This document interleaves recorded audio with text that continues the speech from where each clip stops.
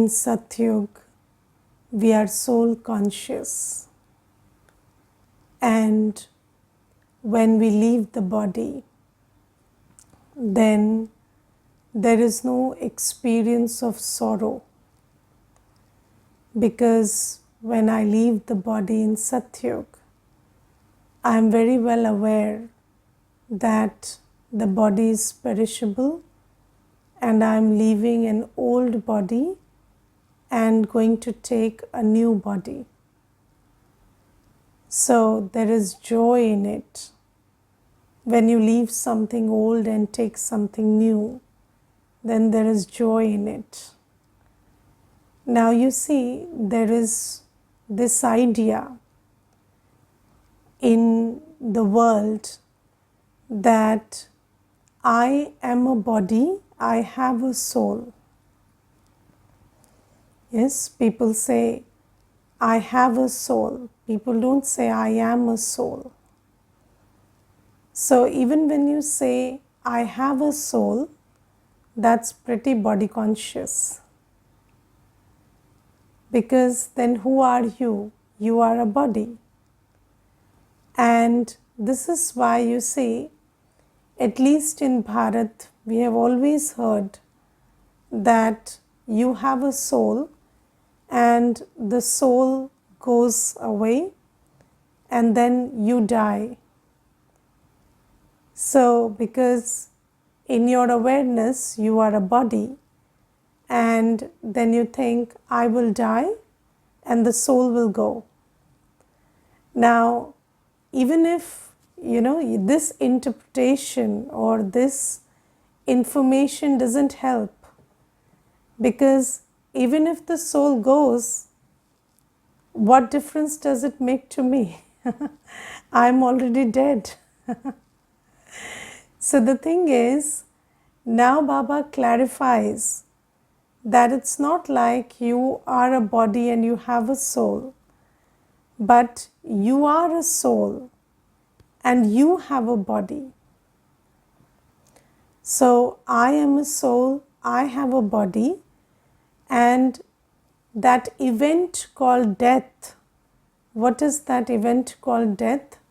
When I, the soul, leave this perishable body and go and take a new one. And in Bharat we say, when somebody experiences this death, we say, wo chal base. Yes, so they have moved from here and settled down somewhere else. And this is a very good way of saying it, because you see, a soul moves from one body and settles down in another body. So Baba says that now you have to be soul conscious, that I am a soul, I have a body, and even when I leave this body, I'll get a better, newer one. So the emotion that is attached to this event called death is going to change drastically. Because then you understand that it's not an event of sorrow, it's an event where you're shedding an old body and taking a new one.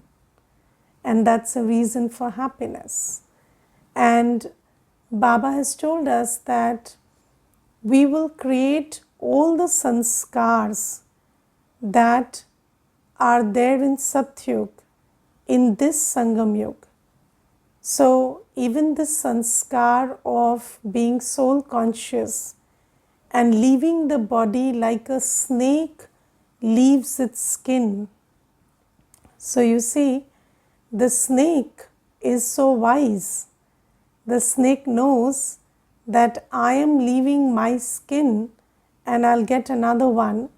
So it leaves the skin on its own. And we humans, we are so attached to the skin that we cry when we leave it. So Baba says, this example of a snake shedding its skin voluntarily, and this example is given on the path of devotion also, But Baba says in the path of devotion, nobody has the experience of dying as if they are shedding one skin and taking another, because that's not in their awareness. But now you have to train yourself to be so soul conscious that when you leave this body, the experience of leaving this body is like that of a snake shedding its skin and taking another. And this sanskar will then go with us to Satyug, and there we will experience that we happily leave the body. And today Baba also says that you must practice to be bodyless. Yes, and you see, the soul has a mind, intellect, and sanskar. But right now, if you look at it, our mind, intellect, and sanskars are bombarded by the sense organs. Yes, and I met a brother some days back, and he couldn't see with the eyes, so he was born blind. So I was just thinking about him, and then I felt that it's such a blessing to not have eyes in this world. And then I could think about how much, our mind is consumed by our eyes. And whatever we see or we have seen, or the interpretations of what we have seen with these eyes, our mind, our whole memory track is so full of these things. Yes, and when I was thinking about him, I felt like, being free from the eyes is such a great thing. Because you see, our mind is so bombarded by, I think, not even what we see, but what we have seen, and all of that colors are, all of those scenes and the interpretations and the memories and the, the trauma, everything is there in the memory track, and then it influences our vision and experience further. And you see, then I thought, when I thought about that brother, and then later I thought that Baba tells us that you can be bodyless. So I, the soul, can see and not see. And if I really want to experience the freedom of not being influenced by the eyes, let me practice to see and not see. And I started practicing that, and it's been, so of course we practiced that, but I took on this practice very, very diligently. And for the last 3-4 days, I feel like my mind is so much more peaceful. And Baba says that these sense organs, they are always bombarding your inner world, your buddhi, your mind, your buddhi, which can just remember Baba and experience bliss all the time. Your buddhi is so much pulled by what you see, what you hear, what's going on around you, that your buddhi gets messed up and it gets tainted with all those things, and then you're not able to experience the happiness, the bliss of a pure buddhi.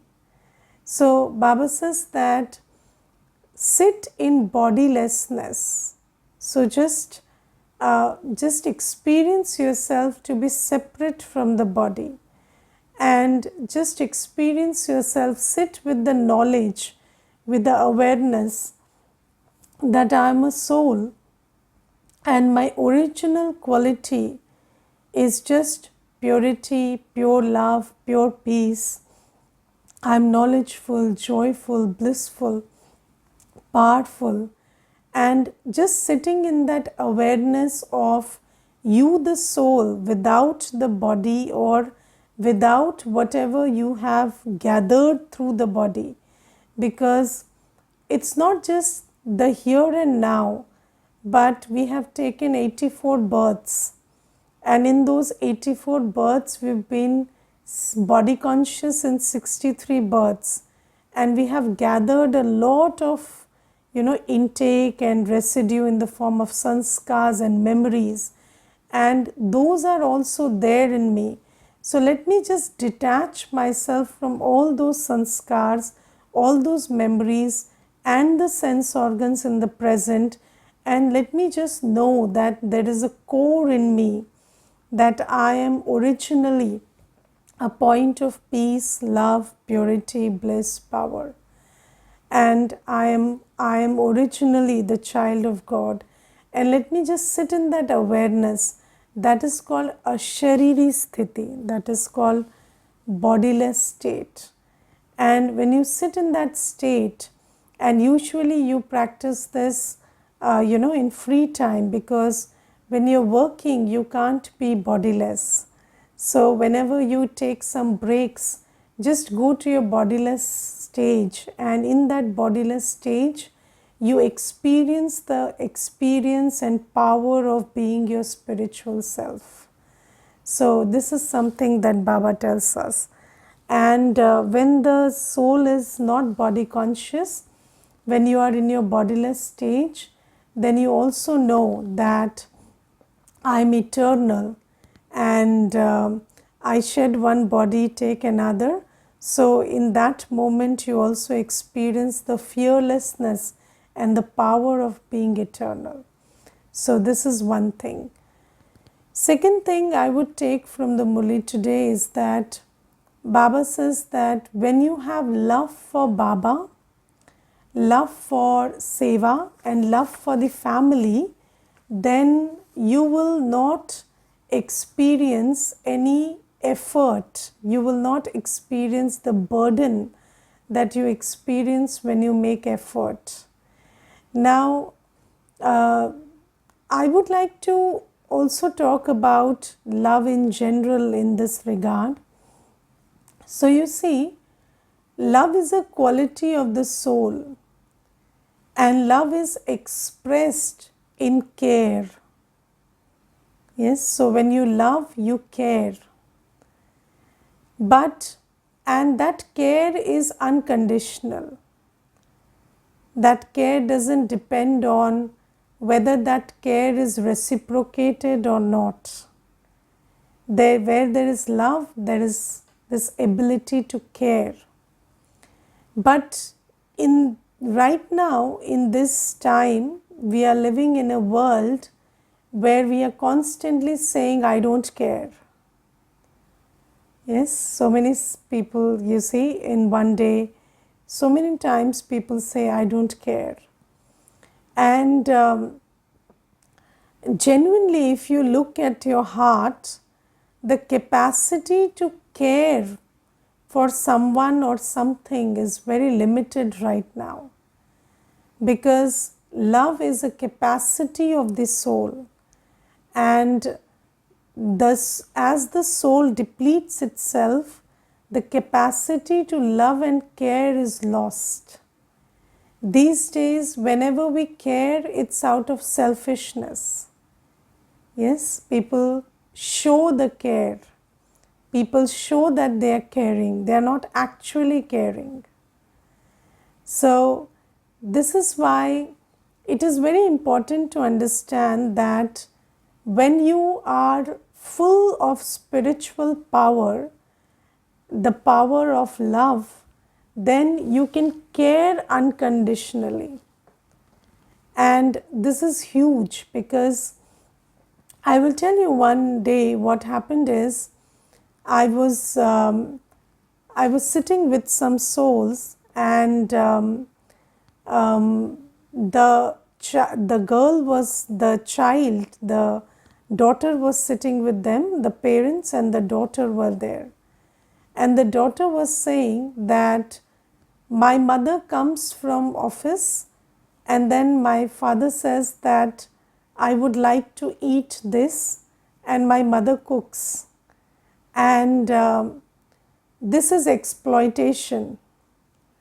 So I asked the mother, do you feel exploited? So she said, no, I do it out of love. But she feels that this is exploitation. So I told the girl that, you see, if there is love and love can be expressed in care, and then if she cares to, give somebody what they want to eat, that's an expression of care. Why do you feel this is exploitation? So she said, no, but both have come from office. Why shouldn't my father cook? Or I said, let them decide that. Why are you going into that? So she said, because I feel that, I wouldn't like to do the same thing if I was in a place. So I said, that's because your capacity as a soul is different from her capacity as a soul. And sometimes, in this world, we have created these things that this is exploitation and that is exploitation. But you see, there is no exploitation if there is love. If there is love, then you can with that capacity to care, you can do so much. And Baba says that in this world, if you have now let us talk about Shrimad. So Shrimad says that direct love and direct care is not what Baba recommends now. So Baba doesn't say that love souls and care for souls. Baba says love Baba, love Seva, love your family because it's a godly family. And we are all children of God. And when you have that attitude, then you care for, you have this capacity to care and do something for the well-being of your family. You have the capacity to do something for the well-being of the whole world. And when the love is true and genuine, then it is not limited to your family members, or it's not limited to those who you are related to by birth or blood. It's related to every soul in the world. So Baba says true love is first with Baba, because the most important relation or the only relationship that the soul has is with Baba. So when you have true love for Baba, then you don't mind doing anything that Baba says, and it doesn't tire you.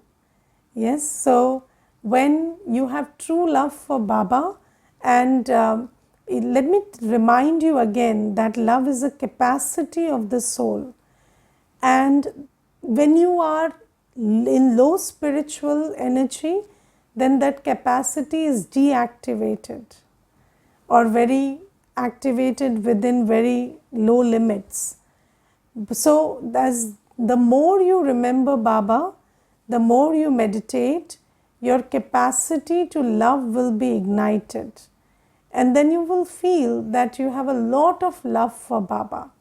And Baba tells us that you are like a rusted iron right now, and I am the magnet, and you are not pulled by me because there is rust on you. Otherwise, your natural nature is to be pulled by me instantly, and you should stick to me. And the more you remember me, your rust will be removed, and then you will have a lot of love for Baba. And there is an expression in English, labor of love. So they say that when there is love, you don't feel the labor because it's a labor of love, and you feel like it's effortless. So when you have that kind of love for Baba, then you don't feel the effort in getting up at Amrit Vela or effort in following Baba's directions, whether it is about purity or pure food or about keeping your mind clean or doing seva. So Baba says, love will make you do all of that very easily. And I will tell you my own experience that I believe that the opposite of love is selfishness. So, when you become spiritually depleted, you become very selfish, and then you don't have the capacity to care and give and do something. You only want to get everything, you don't want to give anything.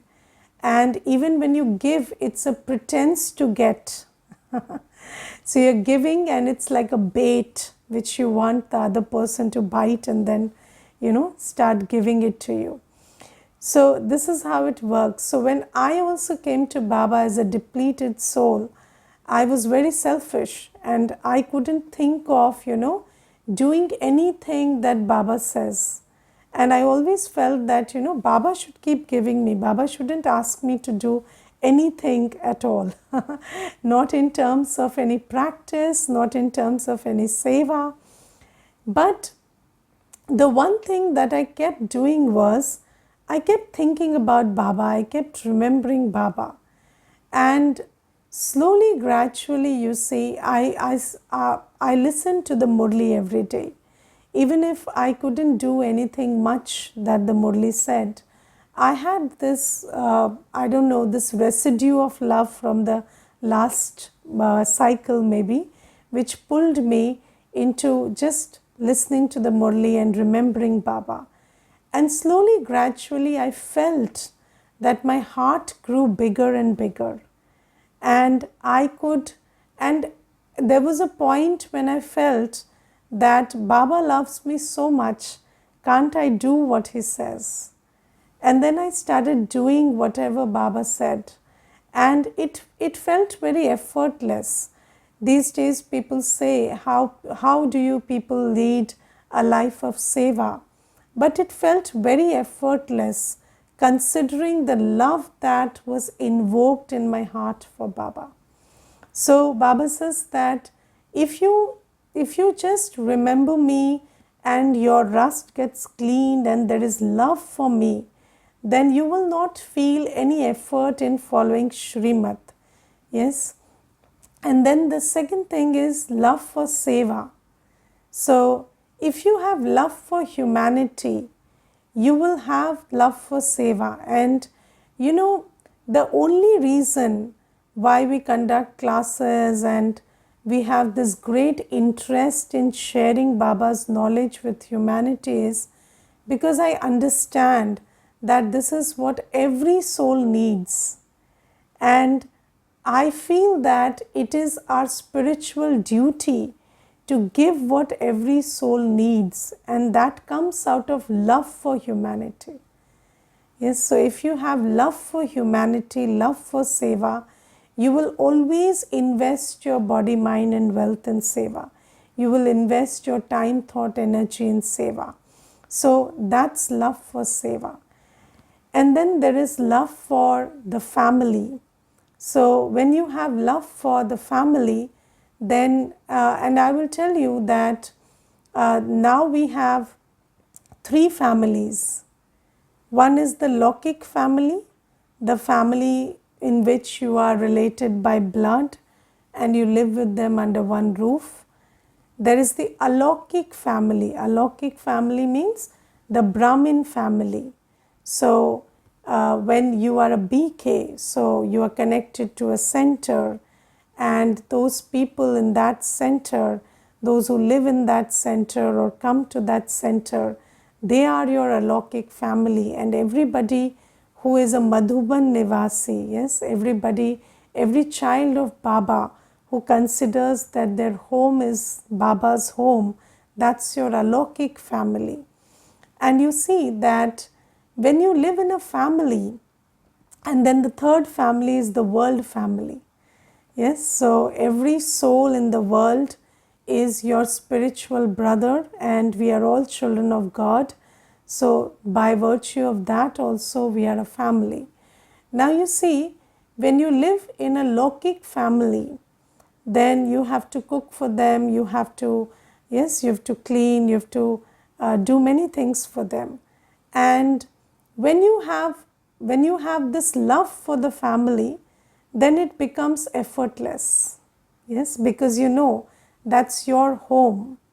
Similarly, in the Alokik family, when you consider this Brahmin family as your own, then anything that the Brahmin family needs, or anything that the Brahmin family is doing, you want to support that, you want to be a part of that, you want to lend your hand and effort in that, and it gives you joy to do that. It is not an effort, you don't feel like I have to do it, it's something you want to do, because this is also your family. And when you consider this to be a family, then it feels like that.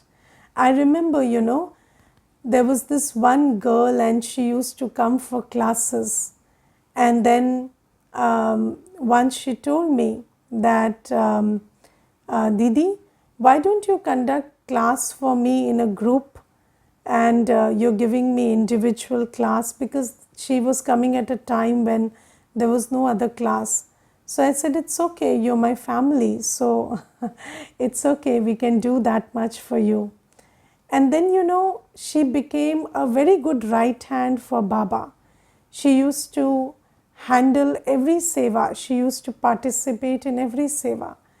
And she used to always repeat this one sentence, this is my family, na Didi, so I have to do it. And you see that when you consider somebody to be your family, they also feel that this is your family. And Baba says, I have created this godly family in Sangam Yuga. Why? So that you can cooperate and grow together. Yes, and every other family you don't grow, you are depleting. But in this godly family, we are growing together. We are creating good karma, we are creating punya karma and growing together. So Baba says that when you consider it to be a family, then you don't feel that, you have to, that it's an effort to do something. And you see, in the world, many people ask, how is the Brahma Kumaris funded, or how do all these seva take place?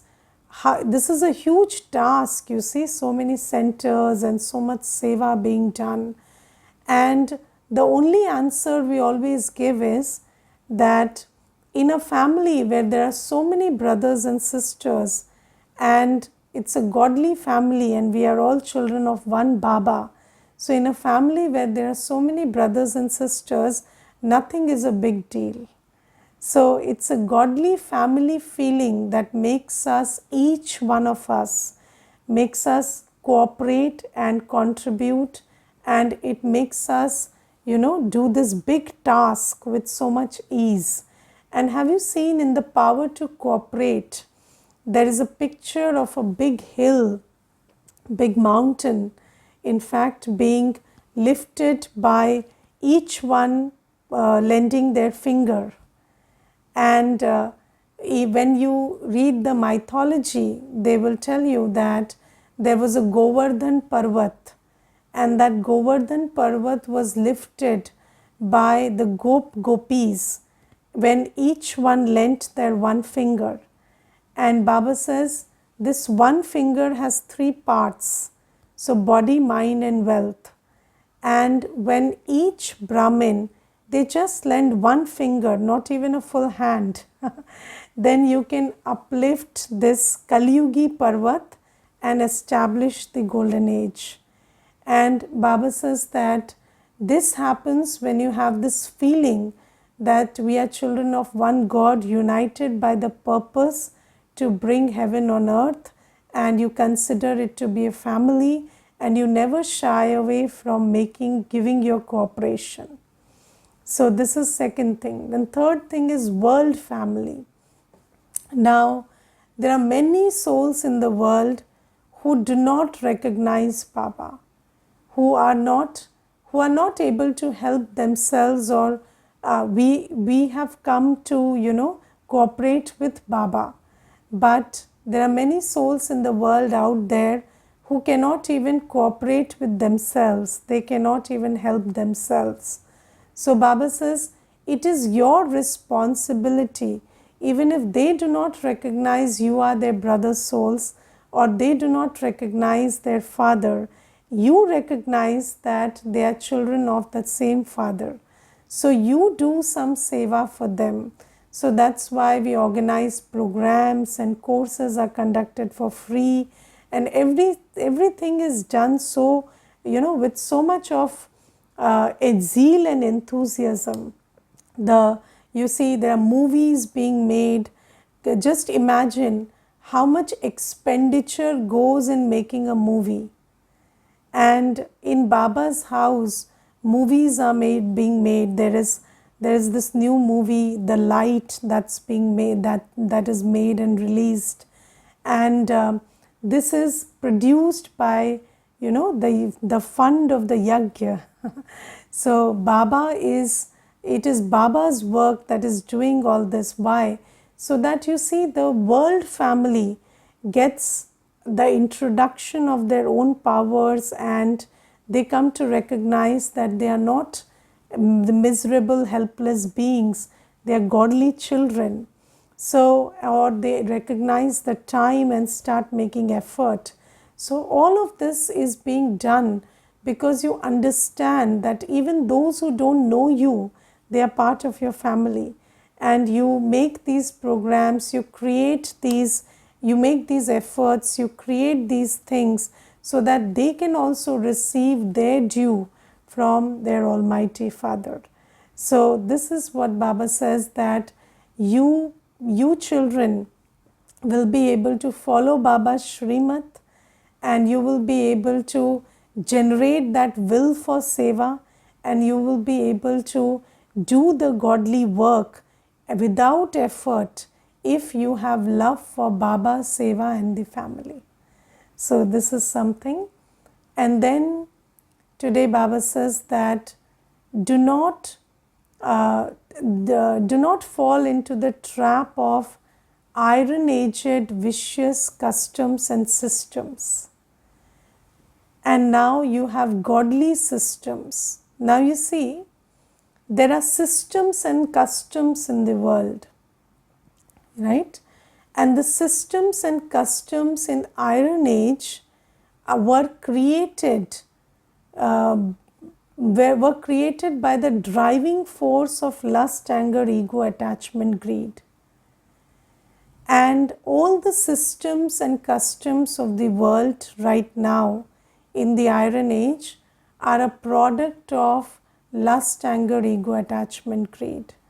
Let's just take one example. The system of a girl touching the feet, or children touching the feet of elders.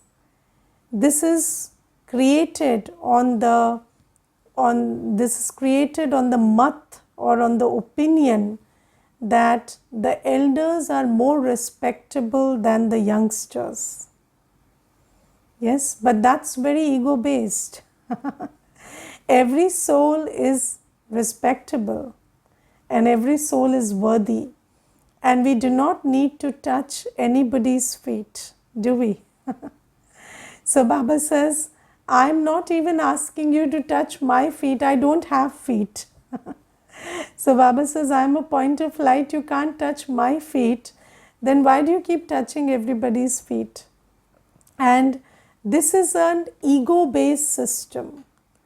Yes, and there are so many based on gender inequality, based on age inequality, based on, and then there are systems based on lust, the glorification and the urgency of marriage. yes, or the urgency to bear children. These are all based on the vice of lust, or anger.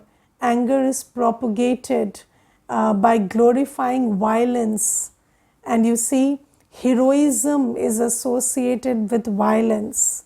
And if you can't be violent, you're not heroic. And that's the glorification of anger. And then you see, I remember there was this one time when we were sitting in a group, and there was one brother who did not do who did not who was not very loud enough in objecting to everything. And then somebody just made a comment, are you dumb, can't you speak? And if you're not dumb, then why don't you show your anger here and get the work done? So I said, why does he have to speak angrily if he's not dumb? He's speaking, you need to listen intently, and you need to understand that he's putting across his point, and speaking sweetly and softly is as important as speaking angrily. And why do you think that his voice will be heard only if he speaks loud and in an anger? So you see, there are so many methods in which lust, anger, ego, attachment, greed are glorified. And then you see, people die when people cry and express empathy and sympathy when somebody loses their body, some relative dies. Why? Because they'll say, now you're left alone, how will you manage, how will you manage? Now you come alone, you go alone, why can't you manage alone? But the thing is, we glorify attachment like this. And then there's this thing that there is somebody with them, but there's nobody with you, and then you are alone and they are with somebody. So that makes a lot of difference. So Baba says all of these customs and systems of the Iron Age are based on vices. So now you must unplug your buddhi from all of these, and the godly customs and systems that Baba is teaching, let us adhere to that. And what is the godly custom and system? The custom and system of remembering Baba, the custom and system of being viceless and pure in all our actions, and the custom and system of being sevadhari. That's the godly custom and system. Okay? Om Shanti.